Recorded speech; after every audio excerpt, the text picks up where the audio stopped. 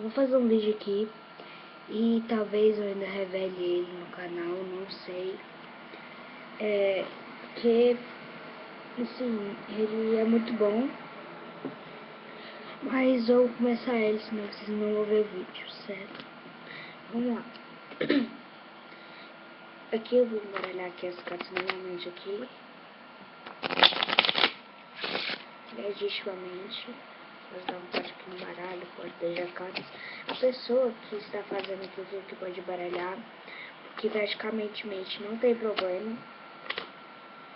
E agora o que eu vou fazer? Vou pedir pra você parar em qualquer lugar aqui do baralho, mas como não tem ninguém, eu vou parar em qualquer lugar. Qualquer mesmo. Supor que seja aqui, certo? Nessa carta aqui. Então, é o que dá pra ver que é o 2 de ouros, certo? Aqui dá pra ver que é o 2 de ouros a carta. Beleza. Então, não vai pro centro do baralho. E a gente vai aqui embaralhar as cartas aqui. Vou mostrar cartas aqui. Certo? Uma carta aqui.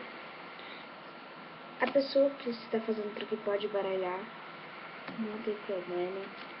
Legitimamente aqui. Aqui.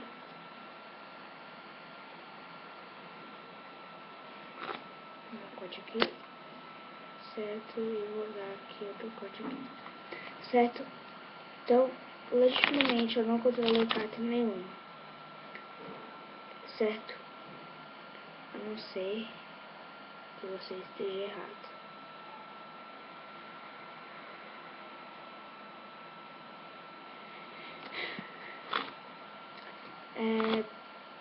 Espero que tenham gostado do vídeo aqui. Espero que vocês não percebam o que eu fiz aqui, né?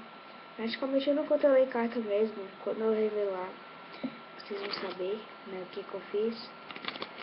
Isso aí é mais uma loucura mágica aqui. É o segundo episódio da loucura mágica.